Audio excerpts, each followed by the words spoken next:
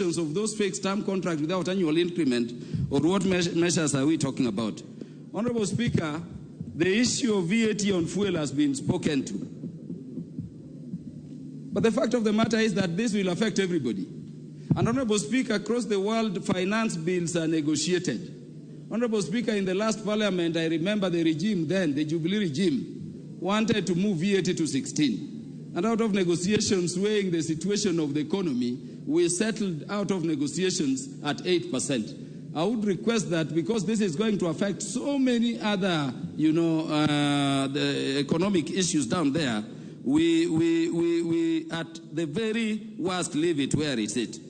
Honorable Speaker, on the housing levy, Honorable Tiende brought the element of it being a county function. And I think we consider that seriously. But I wanted also to say something, Honorable Speaker.